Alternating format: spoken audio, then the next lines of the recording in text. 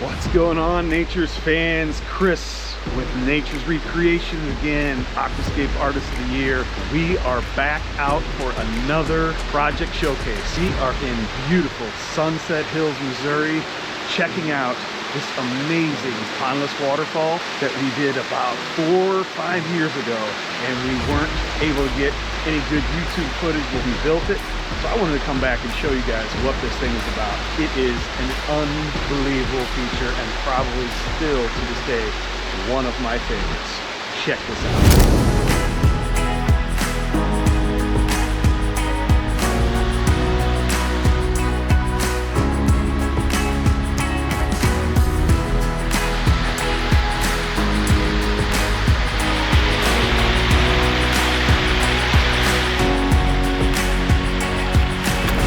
This is it. This thing is raging with water volume. I love how it fills this entire space. And I tell you, if you would have seen what this thing looked like before, a completely non-functional, unfortunately not very aesthetically pleasing, leaky system, you'll understand why the homeowner is over the moon about this new feature. This thing is nature re-inspired. I know it's really loud here, guys. I'm hoping you're going to be able to hear me over the falls, but I had to get real close to show you the details of this thing. This thing was probably one of the most challenging sites we ever had to work on because of how this thing is sandwiched between these two existing retaining walls and just the sheer height of what's going on here. This thing is over 13 feet tall from the basin all the way to the top of where our two biofalls are, which you can't really even see, which is also part of the design. And I love how those two origination points are completely hidden from sight. From down here, you can just barely see a little bit of water peeking out over here, and then same thing on that right side. But if you're standing just looking at it, you don't know where that water originates from, and that's the goal that we shoot for.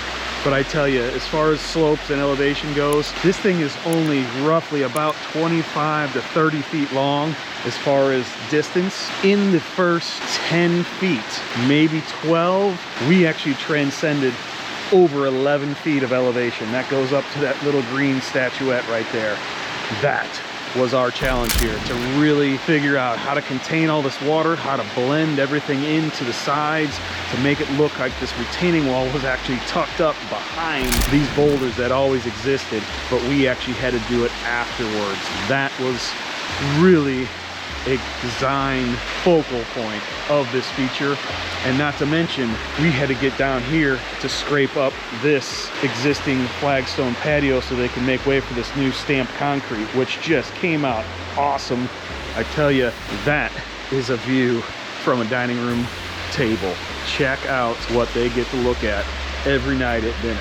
Not a bad sight there, guys, and I'm quite certain they're able to hear this thing inside as well. At one point, I had to crawl down this hillside with the excavator, and I tell you, it was a little bit of a precarious deal because I wasn't sure if I was going to end up right through that window there. It all worked out great, but it was a scary moment, but we had to get that done because there was no other access. If you look right here, they've got this retaining wall right up against this existing screen room that was already here. Same thing over here, they've got the garage and this retaining wall, and I was like, okay, we don't have a choice, we're coming down this hill, and we pulled it off. We've done some precarious things in the past, but with skill and expertise and concentration, we were able to make some pretty amazing things happen. But this is just a spectacular specimen of a waterfall.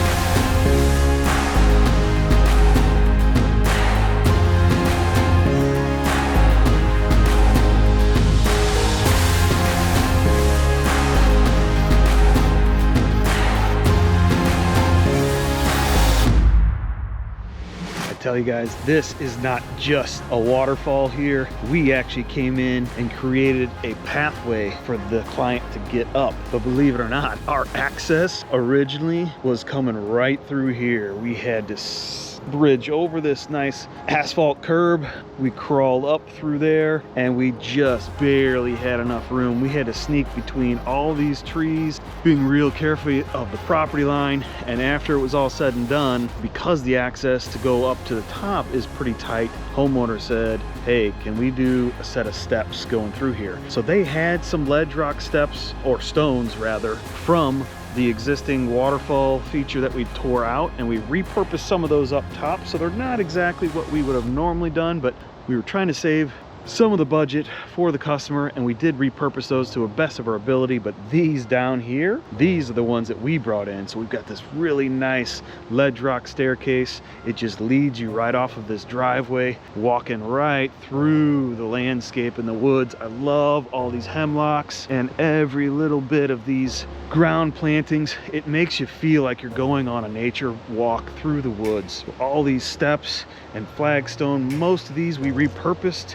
from what was existing in the space and just tried to set them in here so they had a nice walkway. I love all these seating areas that they've placed in here, but the entire landscape, whole property has 0 blades of grass. It was all intended to be that way. She has very much of a green thumb, and this landscape looks phenomenal, especially in the spring. But right now it's late fall, and actually we're trying to get some footage before everything kind of goes dormant. So it is not looking its best, but it still looks amazing. I wish I could have her come over and work on my landscape, because she's definitely got the eye. So here's that pathway that we created to have a little sitting area and a bench in order to access this upper section of falls. It's just a cool perspective from up here, but not to mention there is also a pathway that leads down around to get them to the other side of the house, this nice covered porch screened room, and you get to enjoy all this beautiful landscaping all along the way. But I tell you, this is such a cool vantage point up here. You really get a feel for the height and the overall grade change in this entire property. We set some massive stones in here, and yes, they all had to come up right through that narrow pathway, including this big massive log that we brought up that's every bit of 30 feet long. But the big one was this huge 5,500-pound boulder intended to act as a backdrop and hold back this soil, because we had nothing but elevation here to deal with, and it was such a challenging site. But I tell you, I could not be any happier with how it came out and how we pulled this off.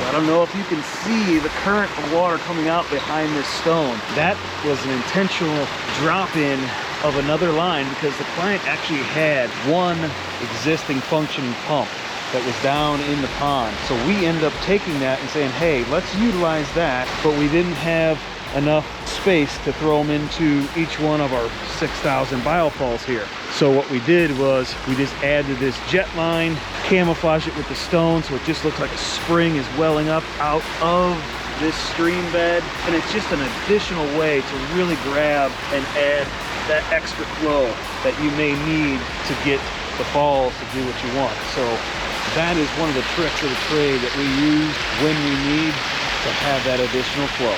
So like I said, guys, this is not just a waterfall. We actually came in about a year or two after we finished the waterfall over there, and the client had this really bad erosion problem. This was so sloped and pitched towards this fence of the neighbor that we were getting erosion, they were losing ground. She had this existing riprap formation up there that we just tied into, but where the drop started to occur, she was getting this huge erosion. It chewed out a huge cavernous hole, and it was just, she was losing property. Not to mention the new homeowner next door put in a pool, and they were starting to have some issues with sediment and runoff. So what we did was we played off of this existing little dry creek down here where all the water would culminate. They don't have much room. We had this hackberry that we couldn't really destroy the roots, plus all this ivy helped diffuse that water, and then it went where it really wasn't posing a problem. So we left all this in place. We kind of dressed up the sides and the edges a little bit to control some of that flow, but we came in here and essentially built a waterfall without any water. And this was just what we called an enhanced dry creek. We actually did line this section from up at that convergence Y point all the way down through here so that we wouldn't get any water filtration and erosion to cause these boulders to start shift and settle. But I tell you, this, when it's raining, is another phenomenal waterfall. I've got footage of it that the homeowner sent me when there was a big storm, and it looks amazing. I tell you, for a dry creek, this thing could not have turned out any better. We also had to deal with some sloped hills alongside this, so we threw in these nice big hot dog outcroppings. These stairs were existing in the landscape, but what we did is we added on to those and continued that theme of the ledge rock stairs to make it easier to traverse this hillside. And we came in and added these big guys here. So now we're walking right along this dry creek to my right, up through this landscape, and this really made a nice solid pathway for the homeowner to get up and garden and do what they need to do. On tours, this comes in super handy when people are walking between spaces. But again, this was a tricky site because the only place we had to come in was through the neighbor's yard on the street behind, and then drop down in through here and very carefully work that section through there. But here's that existing riprap dry creek that was doing okay. The homeowner had no issues with that because it was functional, no erosion. This little Y gathers a little bit more, but it was as that grade changed so drastically that they had issues. We moved this bridge temporarily, put it back in place because it's a nice asset to the garden. But then as you continue on along this flagstone stepper path that we reworked and steps, you get to observe and really enjoy all the fruits of her labor with this garden, which is just amazing. And then we added what we call our thinking stone, or our contemplation stone. This is just a nice big seating boulder that comes up to an end. It dead ends in the garden place where you can just sit, be amongst the stones, relax, rest up your back, because I'm sure that there's a lot of bending over and stooping in this garden to make it look this amazing. So that is a cool spot, and it's just that idea of a destination. We love to have those bridge crossings, those seating stones, or those accent boulders that create a place for you to want to aspire to end up. So that's what that stone is doing in this space. And then as you continue on up through the garden, we have the top of the falls again, where we reach the bio falls, and you have that totally different vantage point. Again, another bench that she had that we repurposed. We had to kind of build a little bit more onto this wall because in heavy rains, this dry creek was breaching over and it was running down into the old system, and we did not want that to continue to happen. So we took some of these stones that were in decent shape from the old system. This existing wall was here, and we started adding on to them, and we just continued this on through to help terrace this. And again, my idea is if this ever breaks over the edge, hopefully we're pushing and redirecting that water to go elsewhere other than our water feature, because that will cause big problems for our basin, stream falls, and pretty much the entire feature.